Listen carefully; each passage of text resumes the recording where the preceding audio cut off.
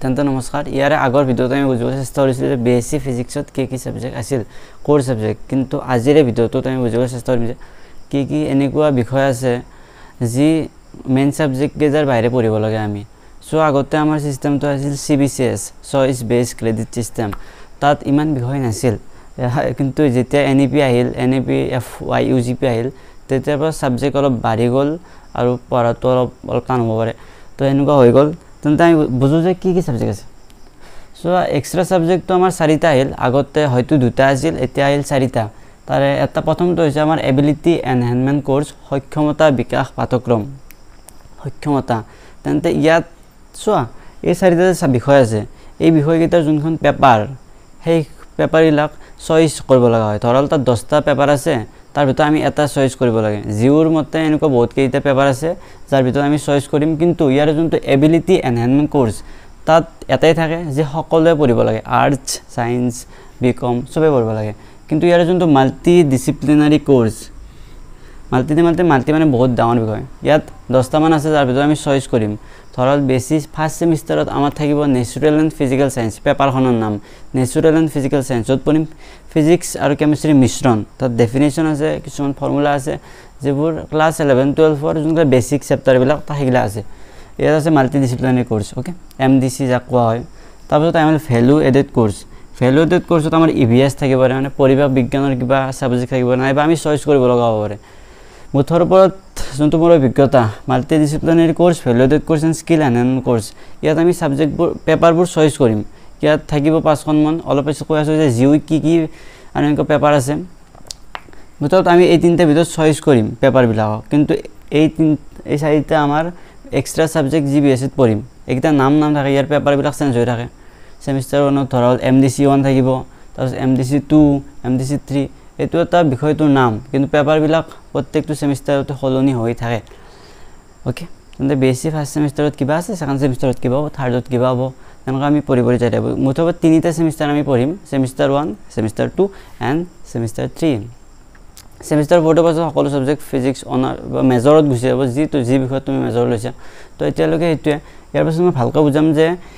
multi ডিসিপ্লিনাৰী কোৰ্সত কি paper আছে okay এতিয়ালৈকে মুঠত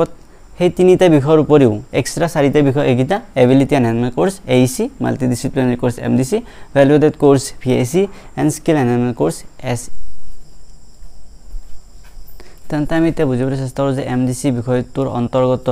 আমাৰ কি ডিসিপ্লিন আছে বা কি পেপাৰ আছে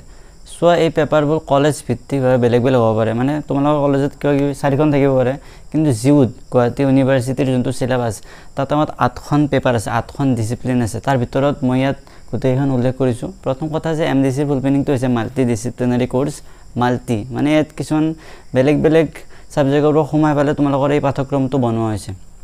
তেন্তে এই পাঠ্যক্ৰমৰ অন্তৰ্গত যোনটো আমাৰ ডিসিপ্লিনস প্ৰথম যোনখন পেপাৰ হেখন হৈছে আমাৰ natural and physical science so natural and physical সায়েন্সত ক্লাস 11 12 ফৰ ফিজিক্স আৰু কেমিষ্ট্ৰিৰ যোনবিলাক সৰু ডেফিনেশন ধৰল থাৰ্মোডাইনামিক্স কিবাৰ পৰা মিলাই এই পাঠ্যক্ৰমটো প্ৰস্তুত কৰা হৈছে য'ত আমি সায়েন্সৰ বস্তু পঢ়িম ফিজিক্স আৰু কেমিষ্ট্ৰিৰ বিশেষকৈ সিলেবাসটো চালে গম পাবা তোমালোকে তাৰ পাছতটো আছে আমাৰ ম্যাথমেটিক্যাল সায়েন্স ইয়াত আমি বিজ্ঞানত ব্যৱহাৰ হোৱা গণিতৰ বিষয়ে পঢ়িম ধৰল ইয়াতকে পৰিসংখ্যা আছে বা গ্ৰাফ আছে যি কম্পিটিটিভ এক্সামত মেবি ইউজ হয় হেবোৰ ইয়াত পঢ়িম ম্যাথমেটিক্যাল সায়েন্সত তাৰ পাছতটো আছে আমাৰ library information and media science এই বিষয়ে মই বেছি ভালকৈ নাজানো কিন্তু ইয়াত লাইব্ৰেৰী কথা পঢ়িম চাগে তাৰপাছতটো আছে আমাৰ কমাৰ্চ এণ্ড মেনেজমেন্ট ইয়াত কমাৰ্চৰ বিষয়ে পঢ়িম চাগে বেছিক বস্তু কিন্তু হিমান কঠিন বিষয় নহয় বেছিককে পঢ়াব ইয়াত অধিক নহয় তাৰপাছতটো আমাৰ humanities and social science so আৰু সায়েন্স ষ্টুডেণ্টক ইয়া দিয়া হ'ব পাৰে কাৰণ আৰ্টছ ষ্টুডেণ্টে এইবোৰ পঢ়ি আছে হিউম্যানিটিজ এণ্ড সোশ্যাল সায়েন্স মানে কি ওকে এইবোৰ বস্তু পঢ়াব পাৰে আমাক তাৰপাছতটো হৈছে আমাৰ ইনফৰমেশন এণ্ড কমিউনিকেশন টেকনলজি য'ত কমিউনিকেশন সিস্টেম আৰু ইয়াৰ বিষয়ে পঢ়া হয় য'ত সিগনেলস মিডিয়া ট্ৰান্সফাৰ মানে সেন্ডাৰ ৰিসিভাৰ এইটা পঢ়া হয় তাৰপাছতটো হৈছে আমাৰ লাইফ সায়েন্সেস য'ত দৈনন্দিন জীৱনত ব্যৱহাৰ হোৱা যোনবিলাক বিজ্ঞানৰ নিয়ম হয়তো ইয়াৰ বিষয়ে পঢ়িব পাৰে লাইফ সায়েন্সেস হয়তো দেখা নোপাব পাৰে কিন্তু মই দেখা পাই আছো মোৰ কেমেৰাটো ভাল নহয় হেতু মেনটা আছে কেমেৰা ভাল নহয় বাৰু জনক দুখিয়া মানুহ হেবোৰ বাদ দিয়া আৰ্ট সায়েন্স ইয়াতে বিজ্ঞানৰ বিষয়ে পঢ়িব পাৰিম সো এই যোনটো বিষয় ইয়াত আছে পেপাৰ 8খন আৰু এই 8খন পেপাৰ গোটেইখন আমি ল'ব নালাগে কেৱল এখনে পেপাৰ ল'ব লাগে যে কলেজ ভিত্তিক হয় বেলেগ হ'ব পাৰে কলেজৰ ভিত্তিত সো এই বিষয়টোত কোনো তেনেকুৱা প্ৰ্যাকটিক্যাল নাই এই বিষয়টোত প্ৰেক্টিকেল নাই এমডিচিত কিন্তু এটা কথা গুৰুত্ব দিয়ে যে ইয়াত যোনটো ক্ৰেডিট সিস্টেম হেয়া হৈছে আমাৰ 3 যোনটো ইয়াত ক্ৰেডিট এনইপিৰ আধাৰত প্ৰস্তুত কৰা FYUGBৰ পাঠ্যক্ৰমৰ যোনটো সেকেন্ড বিষয়টো হৈছে আমাৰ SAC যাৰ সম্পূৰ্ণ নাম হৈছে আমাৰ skill enhancement course so skill শব্দৰ অৰ্থ কি স্কিল মানে হৈছে কৌশল বিকাশৰ বাবে এক পাঠ্যক্ৰম যি এনইপিৰ প্ৰস্তুত কৰিছে সো এই যোনটো বিষয় এই বিষয়টো কলেজ সাপেক্ষে বেলেগ বেলেগ হয় ধৰাল তুমি প্ৰাগত পঢ়ি আছা না সেই কলেজৰ ইয়াৰ কোৰ্সটো ডিসিপ্লিনটো বেলেগ হ'ব পাৰে ধৰাল কোনোবাই বিবৰত পঢ়িছে তাৰটো বেলেগ হ'ব পাৰে তো এনেকুৱা হ'ব পাৰে বেলেগ হ'ব পাৰে তেন্তে সো এই বিষয়টো কলেজ সাপেক্ষে ভিন্ন হয় মই এই কথা লিখিছো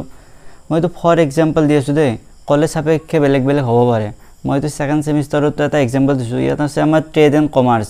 য'ত আমি কমাৰ্স আৰু ট্ৰেডৰ বিষয়ে পঢ়িম তাৰটো আছে আমাৰ ডেভেলপিং এণ্ড টিচিং স্কিল য'ত শিক্ষাদান কেনেকৈ কৰা হয় পঢ়োৱা কেনেকৈ হয় তাৰ বিষয়ে পঢ়োৱা হয় যি সেমিষ্টাৰ 2ত আছে কিন্তু তোমালোকৰ যদি সেমিষ্টাৰ 1ত আছে তেন্তে ভাবি আছে যে কোনটো বিষয় হ'ব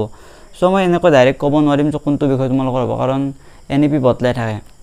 জিউৰ মতে আহিব জিউ নোটিস দিব কলেজ বিলাকক যে এইকেইটা বিষয় পঢ়াব লাগে বা কলেজ বিলাকে নিজে বাছি ল'ব যে এইকেইটা বিষয় সেমিষ্টাৰ 1ত থাকিব সো মই এই বিষয় ইমান ক'ব নোৱাৰিম কলেজ সাপেক্ষে বেলেগ হয় মই তোমালোকক ওভাৰভিউটো দিব বিচাৰো যে কি বিষয় থাকিব পাৰে ইয়াত HTML থাকিব পাৰে তো এনেকুৱা থাকিব পাৰে য'ত কৌশল প্ৰয়োগ হয় তেনেকুৱা বিষয় কিছুমান থাকিব পাৰে তেন্তে ইয়াৰ পাছত আমি বুজিম যে এবিলিটি এনহান্সমেন্ট কোৰ্স মানে কি সো এই ভিডিওটোতে মই কৈ দিম মুছিবালে যোনটো আমাৰ এবিলিটি এনহান্সমেন্ট কোৰ্স এটো মুছিতে পাৰো ইয়াৰ পাছত যোনটো আমাৰ বিষয়টো হৈছে আমাৰ AEC যাৰ